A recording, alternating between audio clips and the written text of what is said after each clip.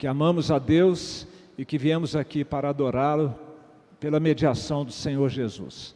Nós vamos a uma meditação breve antes de darmos seguimento às nossas assembleias de hoje, que eu espero que sejam grandemente encorajadoras à sua fé e ao seu ministério como servo e serva de Deus, aquilo que nós vamos tratar nas assembleias de hoje.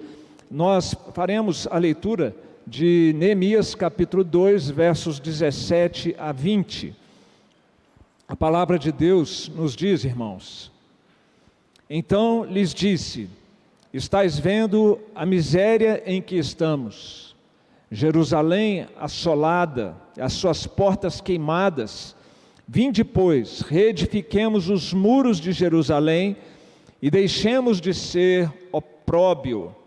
E lhes declarei como a boa mão do meu Deus estivera comigo, e também as palavras que o rei me falara. Então disseram: disponhamo-nos e edifiquemos, e fortaleceram as mãos para a boa obra. Porém, Sambalate, o horonita, e Tobias, o servo amonita, e Gesem, o arábio, quando souberam, zombaram de nós e nos desprezaram e disseram: que é isso que fazeis? Quereis rebelar-vos contra o rei? Então lhes respondi: o Deus do céu é quem nos dará bom êxito. Nós, seus servos, nos disporemos e reedificaremos. Vós, todavia, não tendes parte, nem direito, nem memorial em Jerusalém. Meus queridos, o que há em comum entre Jerusalém, no ano aproximadamente 500 antes de Cristo, e nós hoje aqui no ano de 2023? Qual é o ponto de contato entre essa história muito bela do livro de Neemias, que nós lemos apenas um trechinho e não vamos poder trazer todo o contexto histórico, mas há algo em comum muito especial entre nós e eles, é que para nós como eles é tempo de restauração. Isso é evidente por aquilo que envolvia a cidade de Jerusalém naquela altura. É importante lembrar que algumas décadas antes, Nabucodonosor havia chegado, assumido o controle sobre a nação, sobre o povo de Deus, e eles se tornaram então um povo vassalo dos babilônicos.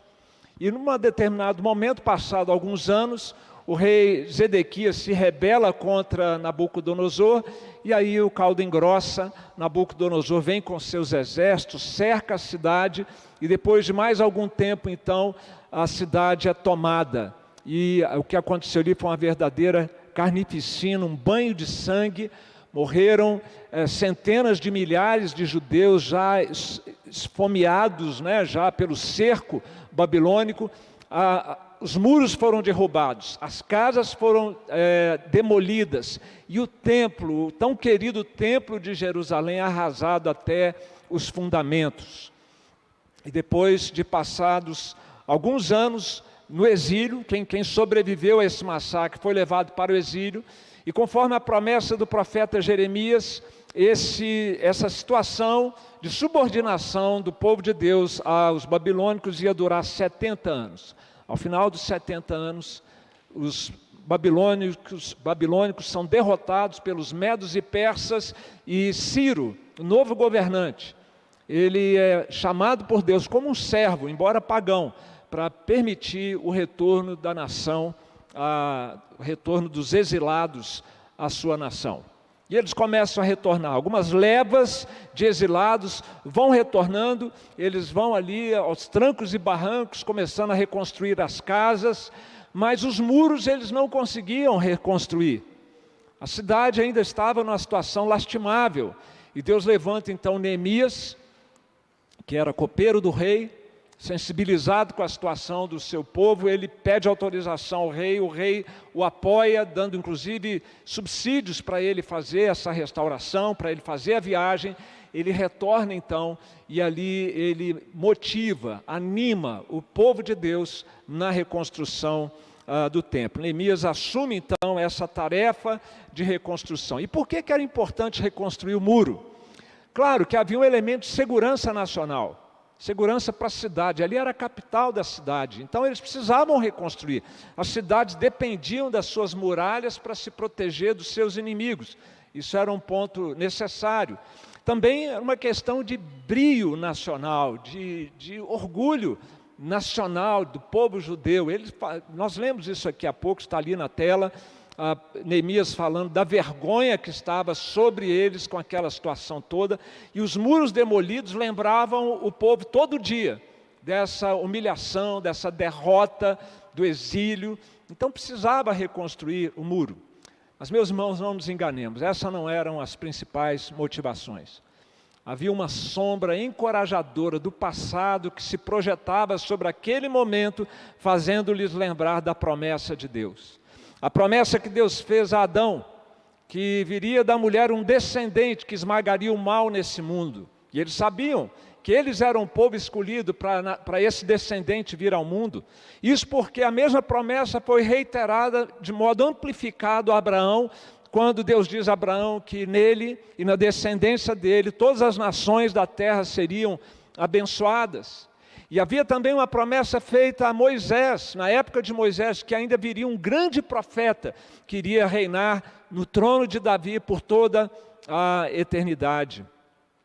Portanto, meus irmãos, a obra que eles estavam fazendo ali não era simplesmente reconstruir um muro, mas era descrever um capítulo importante na história da redenção, para que o Messias pudesse retornar. Se eles continuassem no exílio, a promessa não se cumpriria. Eles precisavam voltar e precisavam recuperar um mínimo da dignidade, das condições nacionais para que o Messias, nosso Salvador, o Senhor Jesus Cristo, pudesse vir ao mundo.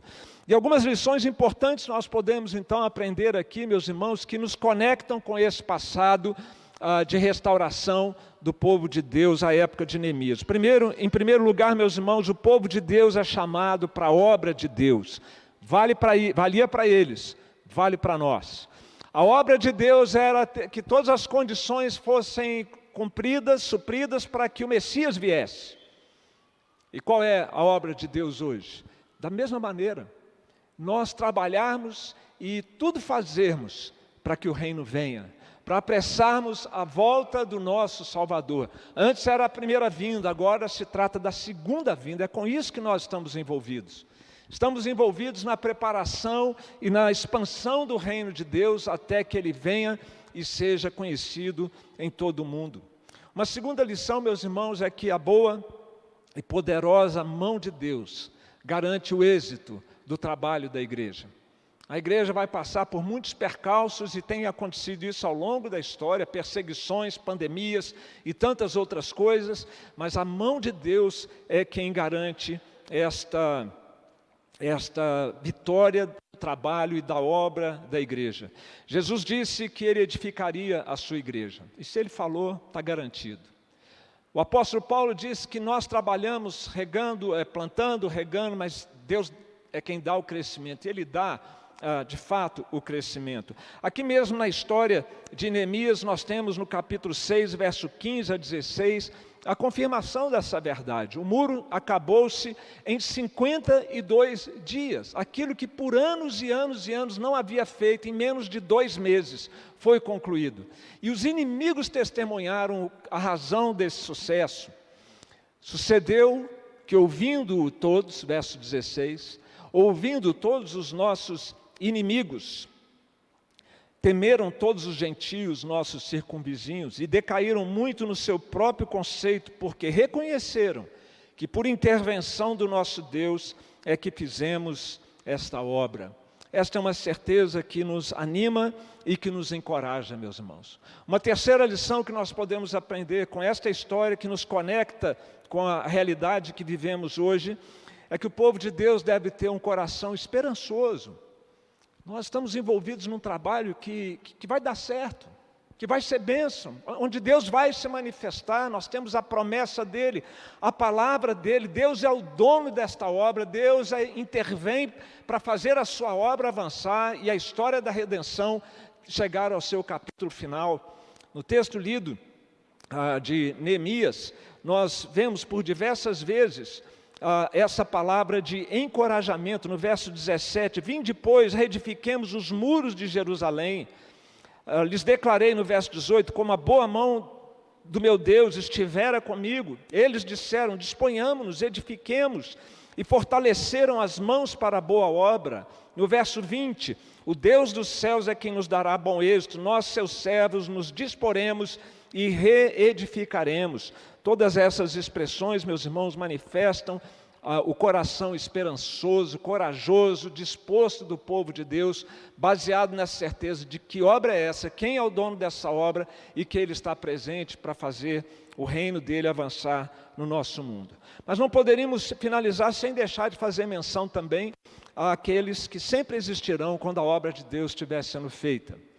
Sanbalate, Tobias e também Gesem, o arábio, são críticos e céticos, que esperam pelo pior, que não acreditam que esta obra é de Deus, ou que Deus está agindo na sua obra, e a lição que fica é que os críticos e céticos se opõem a Deus e não aos servos de Deus que estão fazendo a obra de Deus. E nós devemos ter cuidado para que nós não sejamos incluídos ou contados entre aqueles que esperam pelo pior, mas com aqueles que têm o coração disposto para a obra de Deus. Uma vez Samuel, quando depois de anos e anos de trabalho no povo de Deus, o povo pediu um rei, ele era juiz, e ele ficou triste, se sentiu rejeitado pelo povo de Deus. E Samuel ouviu do Senhor a seguinte palavra: atende a voz do povo em tudo quanto te diz, pois não te rejeitou a ti, mas a mim, para eu não reinar sobre ele. A lição é essa, meus irmãos, que os críticos e céticos estão se opondo à obra de Deus, ou ao próprio Deus, e não aos servos de Deus que estão fazendo a obra. Nós somos a geração que foi escolhida por Deus, nesta altura da história dessa igreja, meus irmãos, para realizarmos e levarmos a obra de Deus à frente. A equipe pastoral que está nessa igreja, os presbíteros que estão com seu mandato em vigor, este conselho, esta geração, sobre a minha presidência, os líderes, os diáconos da nossa junta diaconal, os líderes dos ministérios, a membresia da igreja, nós somos a geração que Deus escolheu para, nesse momento, fazermos o trabalho de Deus avançar em nossa igreja. E que, portanto, nós sejamos tomados do mesmo sentimento, das mesmas certezas e da mesma atitude que o povo de Deus à época de Neemias. Vinde, irmãos, reedifiquemos, disponhamos-nos, edifiquemos a obra de Deus. Como disse no versículo 20, Neemias, que essa seja também o nosso mote, a nossa certeza.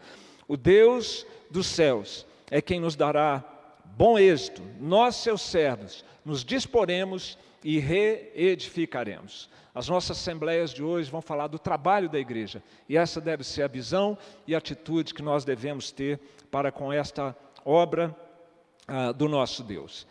Queridos, nós vamos então iniciar a nossa Assembleia Geral Extraordinária e nós passaremos então a orientar a